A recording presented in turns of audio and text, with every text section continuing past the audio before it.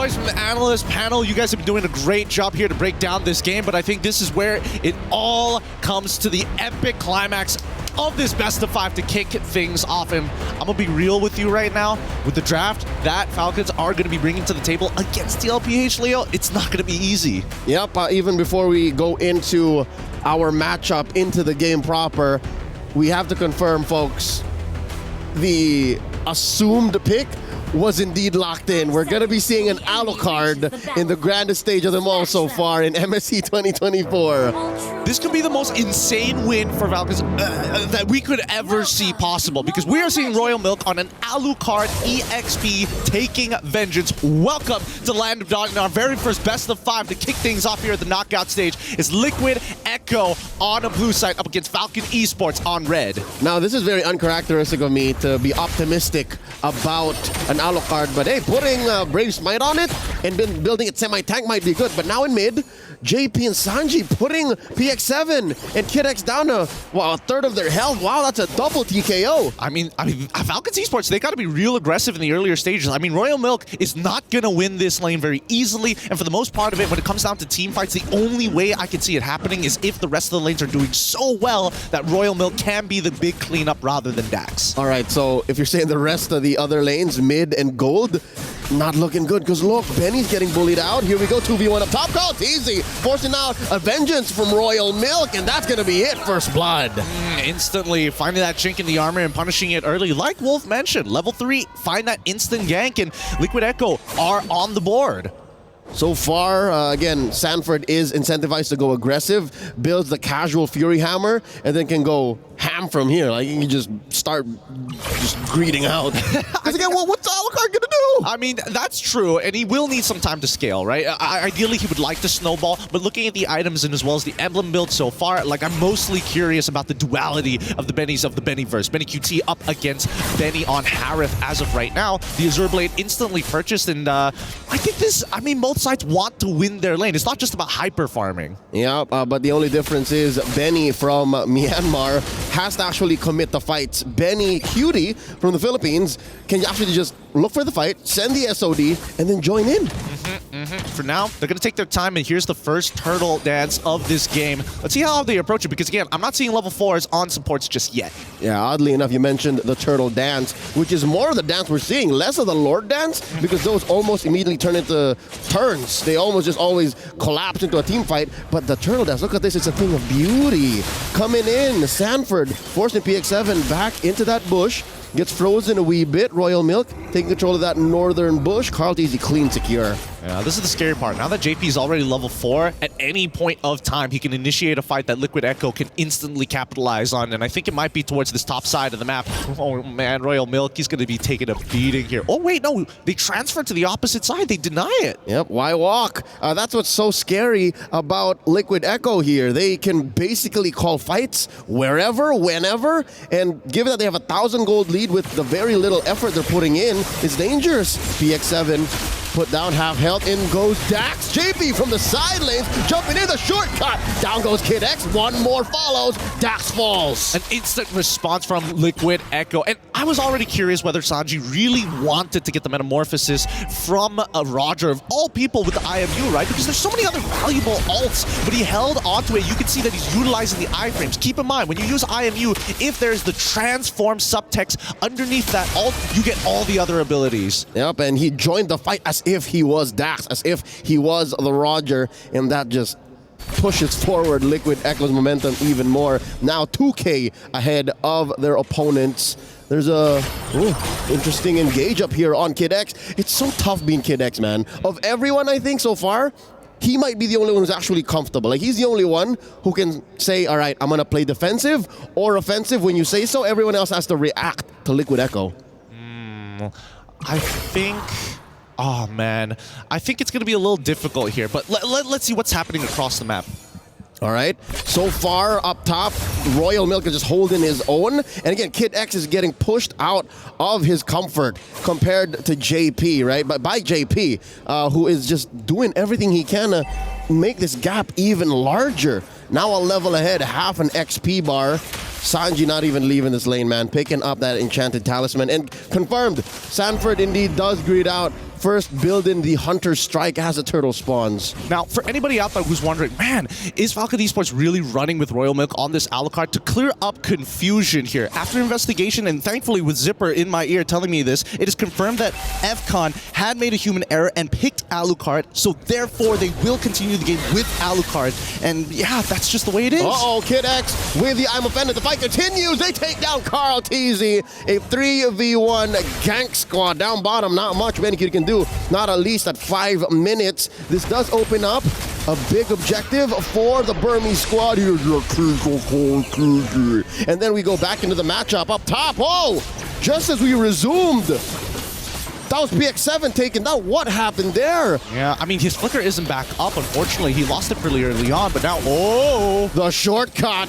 JP says, let's go. Carl Teasy continues to wail away at the turtle, respawned during the replay, and now Kid X, he can only hope and wish. Now he's gonna get punished. There's the knock-up. Carl Teasy gets his sweet, sweet revenge. The beauty of this, of all of this, is the fact that Falcon Esports are compensating a lot to make sure that they can actually make it to the later stages of the game where you actually feel relevancy. And surprisingly enough, Royal Milk is the one who breaks the tower on the top side of the map. All right, at least that is one thing that the Alucard has, as much as it pains me to say, he's very sustainable. Even with the Braves line, again, we alluded to this earlier on, compared to Lapu-Lapu who has to actually land the skills and be active in team fights with the bravest fighter and his iframes and damage reduction, Royal Milk can just plant himself into the lane and do as he just did, take tier 1 up top, allowing for the rest of the map to open up for Falcon Esports. And I think that Falcon Esports, I think this is a great way to kind of handle the situation despite the human error, but PX7, he's got to make sure that he minimizes his deaths, and most importantly, the battle spells need to be available. Uh-oh, down bottom, I'm Offended, a stolen ult from Sanji, Benny taken down, and they're not going to greed out, they're going to force back Falcon Esports as they penetrate into this. Oh, no waves. Great clear coming in from Benny, right? At least he knew, if I'm going to die, I'm not going to lose my battle spell. They're definitely going to die me if this wave is here and take my tier 1. I might as well die, clear the wave, and guarantee that I can walk back in. That's long-term planning from Benny, one of the more veteran members of Falcon Esports. Dax spots Carl Teasy there. Carl Teasy obliges. Let's go. Dax just playing footsies. Yeah, they got to be really careful here. And I think what Liquid Echo is really good at is following up upon each other. Because I'm not going to lie, it's pretty difficult to land the chains sometimes, unless it's the enhanced chains. That's a different story. But when you do land that singular chain, the follow-up from the rest of Liquid Echo, it's overwhelming. Could this be a pick here? Could Dax be looking to bait something out? Because a lot of pressure on the bottom side of the map. If anything, Dax is one of the few who can actually do that. Low committal, can actually just like and pounce out of dangerous situations. Kid X forcing a fight here. Benny Q, oh, nope. Benny at that. Benny Q just switches it up. Suddenly in the top lane, taking down Royal Milk. 1v1. And now the turtle, the last one on the map, secured here by Liquid Echo, as Falcon Esports just stays to their own side. This game is so fast-paced. Like, both sides are struggling for tempo in their own way. Liquid Echo looking for more structures on the map, while Falcon Esports are trying to push and pull against them to see where exactly this pressure is going to be applied. Yeah, struggle is a relative term. Like, for Liquid Echo, it's more of perfection. It's more of a polishing of what they're actually doing. For Falcon Esports, man, they're playing with less than a full hand, if you know what I'm saying. Like, yeah. They started with the Alucard, got the early push, and if you look at the stats, between a Moskov and a Roger, if there's a Roger on the map, it should win more often than not, but by the way the things are going, 7-1, about 5,000 between both, oh, now, man. I mean, people need to keep in mind that, like, Roger is flexible. It can go into the jungle, and it also can go into the gold lane. So that's why we have the theoreticals here and the number of matchups. 14 times we've seen this matchup, and it doesn't necessarily have to be in gold. So keep that in mind when we're looking at this data. For now, 60 seconds until the very first Lord spawns, and so far, with the 5k gold lead that Liquid Echo has, like, I'm expecting Falcon Esports to just play safe, wait to counter-engage. Just let it happen. All the more that they try to play with fire like this, calling out the shortcut. Benny once more in trouble. Benny wailing away, throwing out the spears. In comes the cavalry, literally, and they clap back. Down goes Benny Cutie. Dax going on hunting. JP up next. Still alive, but just barely in. Comes Easy with the chains. And they take one more down. Make it another. Serving up the human calculator. The Apex Predator, Sanford. Oh my goodness. Let's look at the replay one more time. As they pull away, the first initial engagers are already down, but Sanford makes sure that they look real juicy in this fight as they fall into the enhanced chains and turn the fight around. Honestly, just a breath of fresh air to save them that fight. That could have easily been 4 kills. Uh-oh. He wouldn't. No, don't do it. Don't greed out. This will punish Benny. There's no way Benny Cutie can survive that. But yeah, again, looked very, very dangerous for Liquid Echo there, but little did we know there was an interception from down bottom wherein Carl Tizzy would come through, and we're back at square one. Yeah, despite having a shutdown on to Benny Cutie, Falcon Esports back up against the corner, up against the ropes, could not even consider contesting that Lord. As of right now, I feel like the meta is so tempo-based, right? That's what a lot of these teams are trying to do. It's not about like sticking around these neutral objectives because it's really difficult to stand around the Lord now, to play that Lord dance. So now it's about how much momentum can we generate, right? And more so, if somebody recalls, that might be just sacrificing a lane to a certain degree, right? That means it allows teams to set up for the potential dive, to cut off your waves and really dictate where the fight is going to be on your side of the map. Which is one of the more smarter things that I think the devs have gotten done here in this current metagame. They've made team fights a little faster. They've made heroes move more around the map. And as you mentioned, a recall, that's as good as a technical knockout. Like, you're out of the fight unless you're like a Chip or like an Angela or a Moskov, which again is why these heroes are so in demand. You're out of the fight. That's it. You lost your team that opportunity. Carl Tizzy stealing away the orange, depriving Falcon Esports of these resources. Another chains up behind. Kid X in trouble. Oh no. The shortcut keeping him barely alive. And the Lord still swinging. Up top, Dax running through targets. Frigid Ice from a PX7, clearing the waves, popping the holy shields. They continue the aggression. Well, this is interesting, though. Can they get the inhibitor? I feel like it was quite a bold move initially when we saw Sanford flicker forward onto Kid X and hopefully trying to trade Flicker for Flicker. And I think Kid X did a wonderful job pulling backwards and still surviving, because that battle spell is going to be the big difference in these upcoming fights. He held his ground. He held his ground. And he needs this big ticket battle spell. It's what can allow for them to punish Liquid Echo even if they think they're safe, even if they're far from inhibitor range. Kid X can put them into turret range. I think the term we're looking for is the counterplay ability that enables Falcon Esports to turn things around. But let's look at the gold distribution as of right now. In terms of minions, just wow, okay, that didn't seem 100% correct there. But let's see, Dax already with the endless bat. Oh no! Oh no! The counterplayability to the counterplayability, because you pull JP, he brings the rest of Liquid Echo with him, pops the shortcut, and Sanford just pops right back out, like just maybe 10, 15 feet away. It's like, 10, 15 feet. I'll stay over here. Yeah, I know. I totally agree. And I think this is a great timing for TLPH, because by the time that Lord spawns, JP is going to get his ult back up. And this is what I'm talking about when it comes down to tempo, right? Being able to dictate the fight with some foreshadowing and foresight of future things to happen, like neutral objectives, is so very important. But let's look at this Alucard build for a second, right? They've already got the Brute Force breastplate, going traditionally to, as you mentioned, that semi-tank build. Yep, has the Queen's Wings, has the BFB,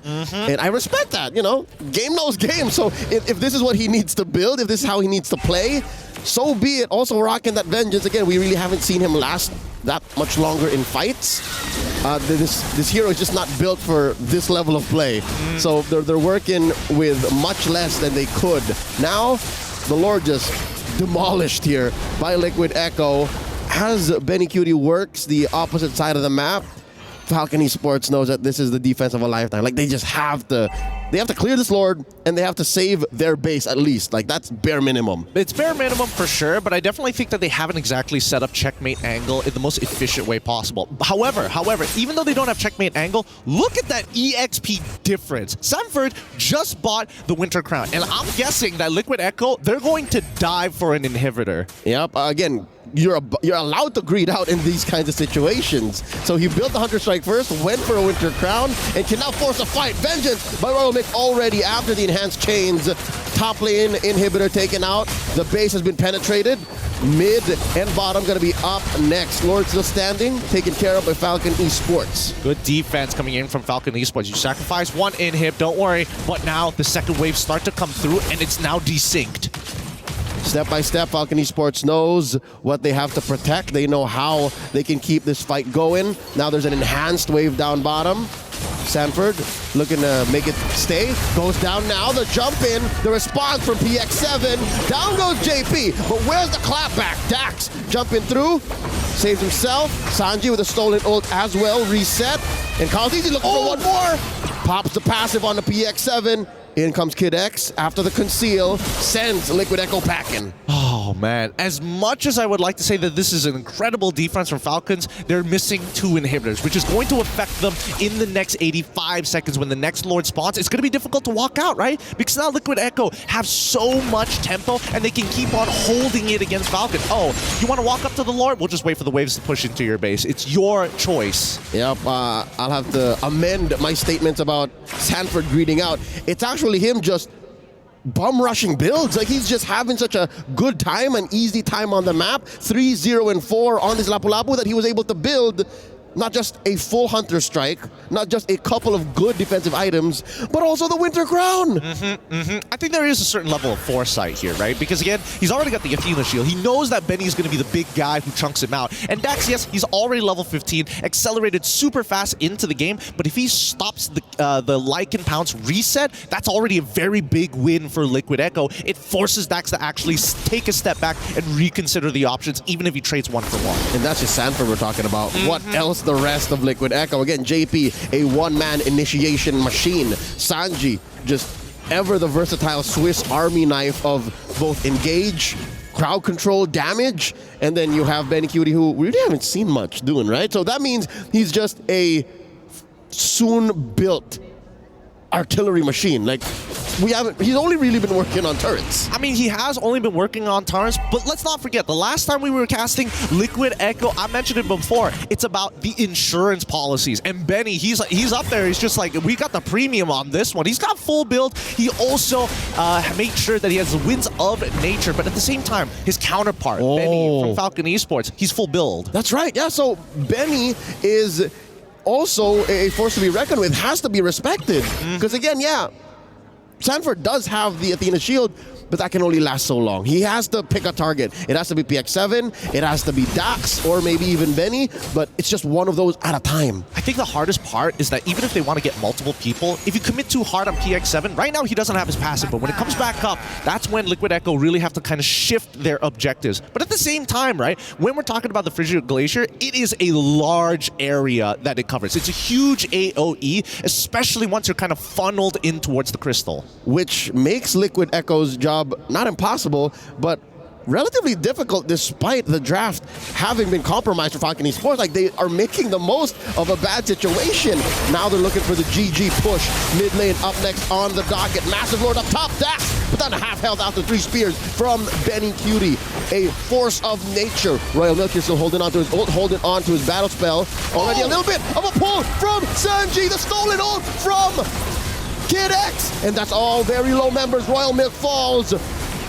Lord has fallen as well. Sanford coming into the back line. Bravest fighter into 3. Gets his immortality pop. The base is still standing, but taken down just as quickly. Liquid Echo scores 1. Wow, what a fight. What a base defense right at the very edge. It was really difficult to tell who technically was winning, but it looks like, as I mentioned before, very together TLPH cracked down on the crystal. A split-second decision when they recognized, hey, this fight, it might not go our way. Being very together could not have been all the more well-timed. They needed to clump up, juggle the base aggro, because again, if that lasted 2 or 3 seconds long,